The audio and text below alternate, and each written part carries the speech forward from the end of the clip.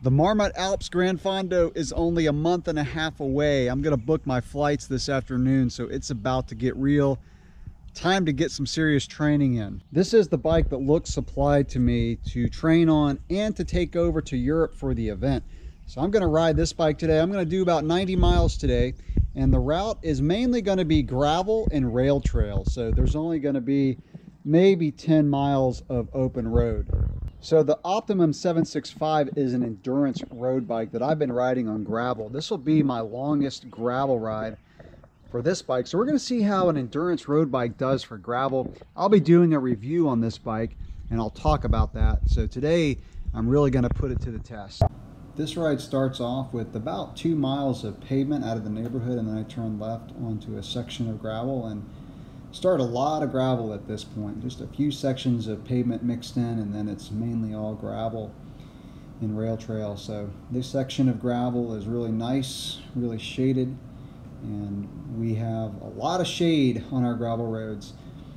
This section used to be the lime rock base that's typical in our area for dirt roads, but they recently put down this crushed gravel, which makes it more what I call real gravel. And it's what I'm accustomed to for like riding up in the mountains up in North Georgia, North Carolina. There's some chickens that ran in front of me. And really I was concerned that they were going to pave this when they started working on it, but fortunately they just left it with some really nice crushed gravel. Now this is the typical lime rock that we're used to. This lime rock is really nice when we've gotten a lot of rain. During the really dry months, which is usually beginning of May or October, it can get washboarded and sandy, but as soon as we get some rain, and I'll talk about a road coming up that was really improved by the rain, but it's been raining for about a week now. It just started. But as soon as we get rain, these roads get really nice. Little section of pavement here, about 2 miles, and then it's back on a really long section of gravel. You can see the shoulder there on the right. We have a lot of nice grass shoulders that you can pull off into on a gravel or endurance road bike or mountain bike if things don't look quite right. So I check my mirror a lot and just monitor the traffic, especially after last week. So turning left onto, this is a really long section of gravel. And I'll just have to say that this section was absolutely horrible last weekend. So I did this road on my gravel bike, and I was struggling to maintain 8 to 10 miles an hour on my gravel bike. This road was just covered in sand. Probably the worst section of gravel I've ever ridden. And there's an airstrip on the left. That's what the fence is for. Really big airstrip, kind of out in the middle of nowhere. It's kind of weird. But anyway, so after a week of rain, this road went from completely miserable to buttery smooth. And so I'm doing this, like I said, on the endurance road bike. And you have to have the right conditions for an endurance road bike. I'll talk about that more, but this road was just really smooth, really packed down. So the rain, and with cars driving over it, again, took the road from just covered in sand to packed and firm. Still, you can see lots of shade. Really nice in the morning and in the afternoon. The sun is almost completely obstructed from the shade. So just coming to the end of that section of gravel, really short section of pavement, less than a mile, and then I'm back onto what is now the longest section of gravel on this route. Some horses there on the left. So this section of gravel is about 10 miles long. It comes into a town called Trenton, and this section of gravel is mainly the lime rock type base. It's kind of mixed with open and shade. The beginning part was really smooth, lots of shade. These roads are not that wide, and so cars don't go that fast. I saw, I think, 3 cars on this section of gravel, both out and back. That's 20 miles of gravel and 3 cars. And the ones that I did see were going very slow, less than 30 miles an hour. Because cars have to kind of pull off a little bit to go around each other if they are coming from opposite directions. So it's really nice to put in this many miles with such few cars and such little traffic. Like I had mentioned previously, I did this route last weekend on my gravel bike. This is the first time that I've used an endurance road bike, or any road bike for that matter, on a gravel road, or at least a long gravel ride. Excuse me. And so I'll have to say that when the roads are smooth like this, and when we've had a lot of rain, the endurance road bike was perfect for this ride, because you're going to see coming up, there was a lot of rail trail that I did on this route. You can see some clouds back there in the background. I was worried that those were storm clouds, but they ended up just being morning clouds that burned off. Temps were nice. Temps were maybe in the upper 60s when I started the ride. It got pretty warm a few hours later, but nice temperatures for the day to start off with. Real humid, but that's typical for this time of the year. Kind of late May, early June is when the humidity settles in. And unless you've experienced it, it's something that's very unique. And now, again, this is a long stretch of gravel, 10 miles, and this is where it splits off. And it gets really remote here. So that little left-hand turn starts, I think it's called Tyler Road, and it goes straight into a town called Trenton. And it's really deserted on this road. Again, very smooth. You can see how smooth the gravel is, the dirt, I should say. And I think the main purpose of this road is just to service those power lines that you see on the left. There are really just no houses, just nothing out here. It was wide open, but now it gets into some trees. We're getting closer to town. We're still about 3 or 4 miles outside of town, but the road is really nice here. This section's usually always smooth, but you can see on the left and right there's like ferns growing. It's just a really pretty section of road. Again, lots of shade, just a nice twisty dirt road. The endurance road bike is just rolling super smooth on this section. The endurance road bike, I'll be doing a review on it, but it's got 28C tires.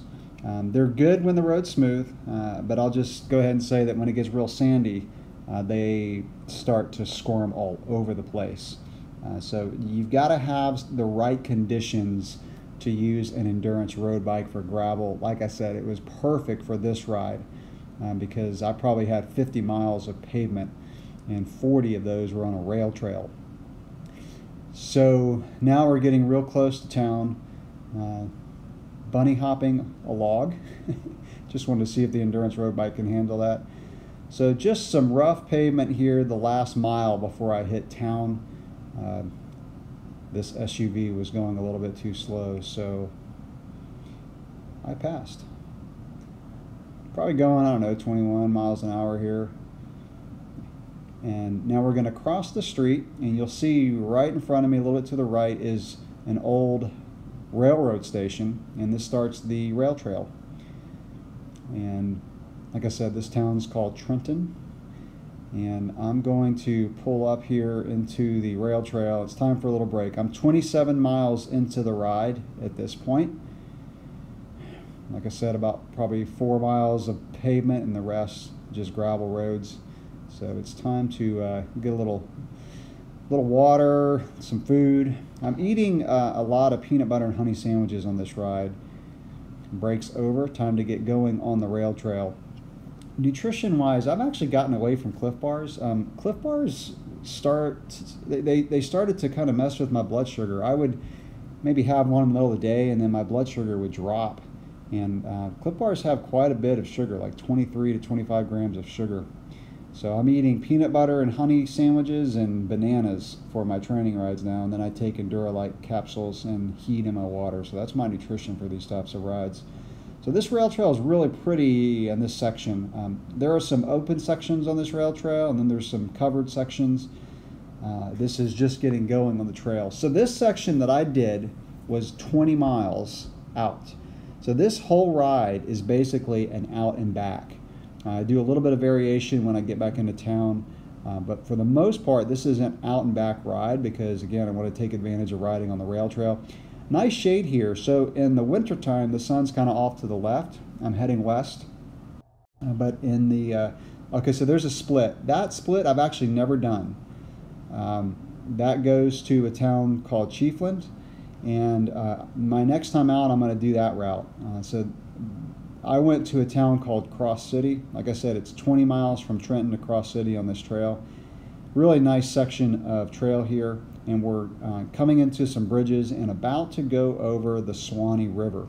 So the Suwannee is a really big river. It's actually the river that I kayaked a few weekends ago, much further north, probably 60 to 70 miles north of here, but it's a huge river and great kayaking and great kayaking camping, which is what I did a few weekends ago. So this is a pretty section here, kind of a bridge over a flood basin, and then super nice bridge coming up that we're going to go over the Suwannee. And this is a place where I usually stop and just rest, and then I usually go back. I've never gone past this bridge until today, so you can kind of see the river there on the right and left. It's, like I said, it's a huge, beautiful river. Not a lot of power boats, so just really pristine in a lot of sections. A lot of springs that flow into that river.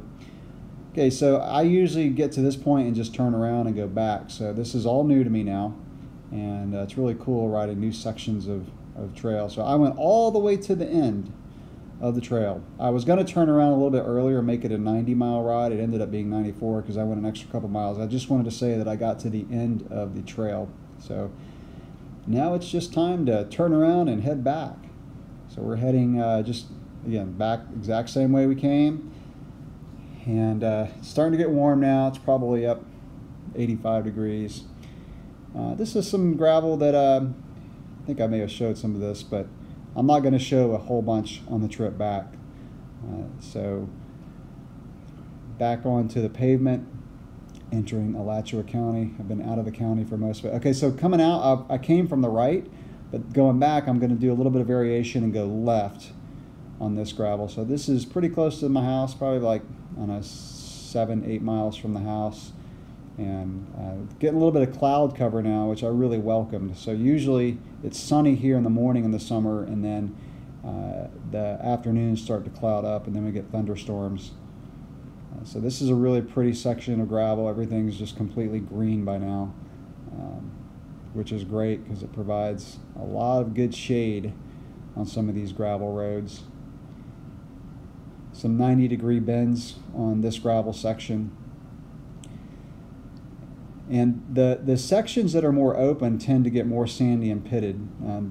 So I'm going to cross a road here, and now I'm on my longest section of pavement getting back to my house.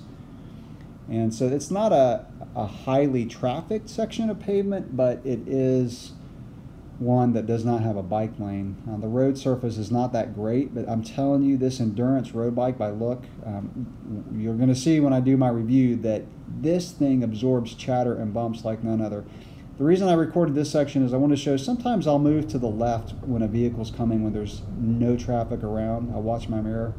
See that the pitted section of the road? I just wanted to show this because this road bike, this Look Optimum 765, is built with flax fiber in the fork and I think the seat stays, and it absorbs those bumps better than any carbon road frame that I have ever ridden. And I'll just end it there for my preview of the review. So turning back onto, this is right behind my neighborhood. This is just a little road that dead ends, but at the end of the road there is a guy's driveway. He lets me cut through. So little dirt, kind of pavement there, but really rough. And then I come into this little trail here, and this trail just cuts over to my neighborhood. This is the road that I use when I commute to work, so I can cut through this trail, and it's really nice. I just pop out of the trail into the back of the neighborhood. So yeah, that's my training for the Marmotte Alps, supplied by Look, and I end the day, reward myself with a trip to Swamp Head Brewery with my wife. Great way to end the day after a long ride. So cheers everyone, and I'll catch you in the next video. Thanks for watching.